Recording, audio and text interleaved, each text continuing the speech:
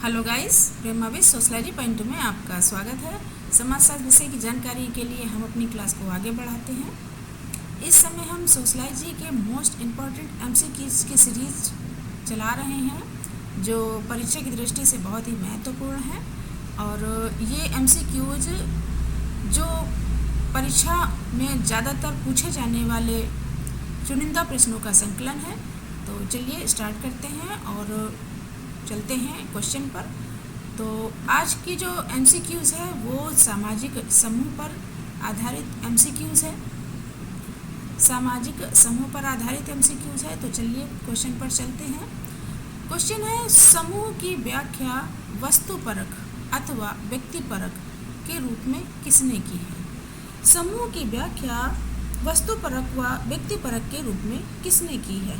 तो इसमें जो ऑप्शन दिए हुए हैं वो है Robert king Merton, Durkheim, Johnson और जिन्सबर्ग। तो इसमें जो समूह की व्याख्या की है वस्तुपरक और व्यक्तिपरक के रूप में, वो है रॉबर्ट किंग मर्टन। इन्होंने ही सबसे पहले वस्तुपरक एवं व्यक्तिपरक के रूप में दो भागों में समूह की व्याख्या की। ऑप्शन ए सही है। चलिए नेक्स्ट चलते हैं। नेक्स्ट क्वेश्चन है कि संरचना के आधार पर समूह का वर्गीकरण किसने किया? संरचना के आधार पर समूह का वर्गीकरण किसने किया? तो ऑप्शन दिए हुए हैं स्पेंसर, दुर्खीम, सैंडरसन और विलियम जी गुडे। तो इसमें ऑप्शन सही होगा, ऑप्शन सी सही होगा, क्योंकि संरचना के आधार पर समूह का वर्गीकरण इन्होंने दो भागों में किया, दो भागों में वर्गीकरण किया। एक दो समूह और बनाए इन्होंने, एक ऐच्छिक समूह और दूसरा अनैच्छिक समूह।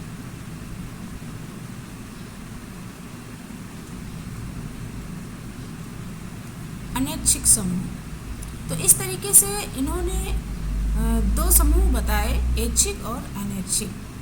तो ऑप्शन सी सही है। अगले क्वेश्चन पर, निम्नलिखित में कौन सा अर्ध समूह का उदाहरण नहीं है? निम्नलिखित में से कौन सा अर्ध समूह का उदाहरण नहीं है? तो इसमें दिए हुए हैं ऑप्शन सिनेमा देखते लोग, बस का इंतज़ार करते लोग, रेल में यात्रा करते लोग और ऑफिस में काम करते कर्मचारी। तो यहाँ पे होगा कार्य करते कर्मचारी। इसलिए तो इसमें कौन सा ऑप्शन अर्ध समूह का उदाहरण नहीं है?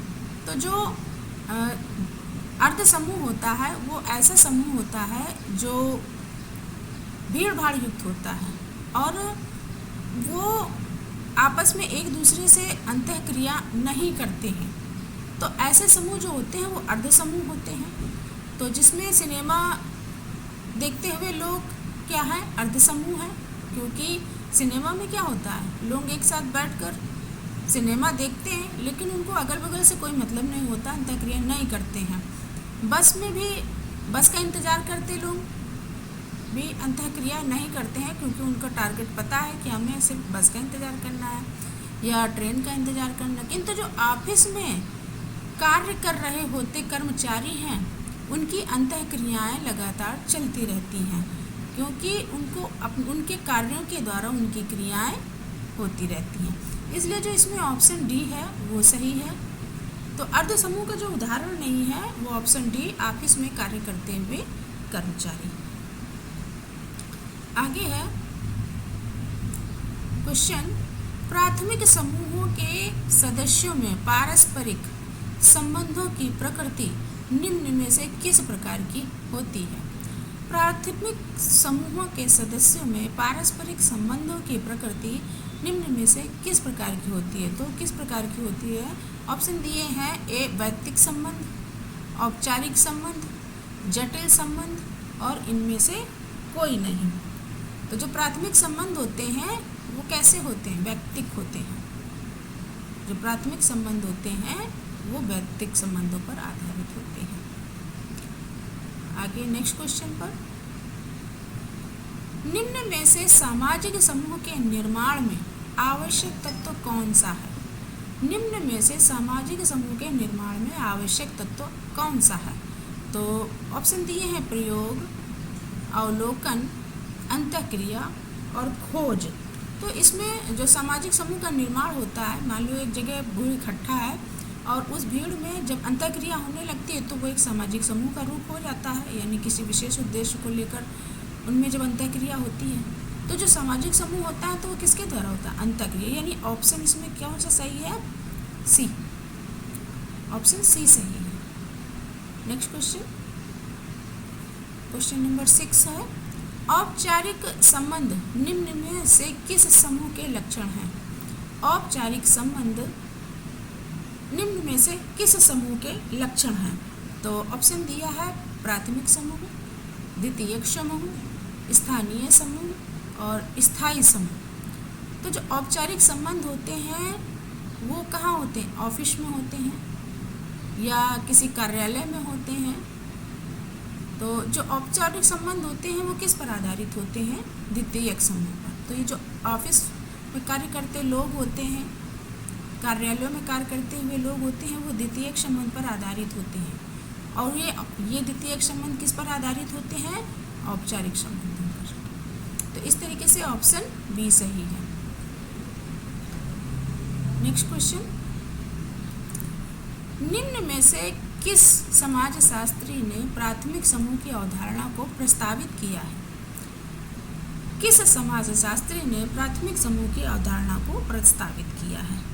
तो इसमें ऑप्शन दिए हैं जी.एच. मीट के द्वारा या सी.एच. कूले के द्वारा या इमाइल दुर्खीम के द्वारा या आर.के. मर्टन के द्वारा। तो इसमें जो ऑप्शन सही होगा, प्राथमिक समूह की अवधारणा दी गई है सी.एच. कूले के द्वारा। सी.एच. कूले ने अपनी पुस्तक सोशल ऑर्गेनाइजेशन में 1909 में प्राथमिक समूह की अवधारणा दी, प्राथमिक समूह की अवधारणा को दिया है सोशल ऑर्गेनाइजेशन में। फिर आगे चलते हैं।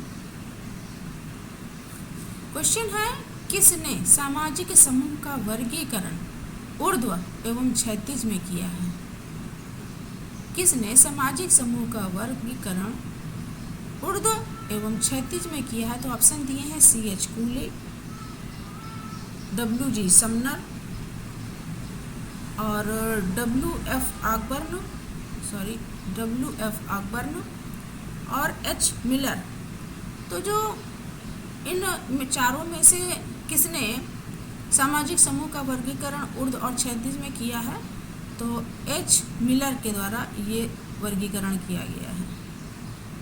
एच. मिलर ने सामाजिक समूह का वर्गीकरण ऊर्ध्व एवं क्षैतिज में किया है। फिर उसके बाद है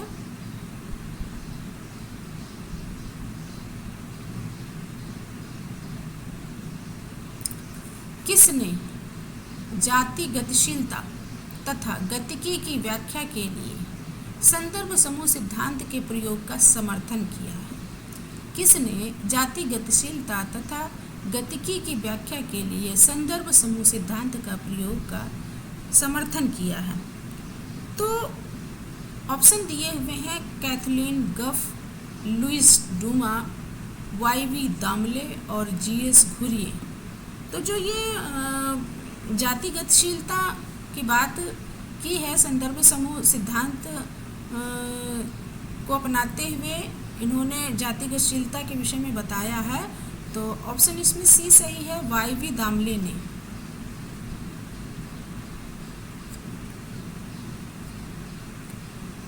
आगे चलते हैं नेक्स्ट क्वेश्चन पे।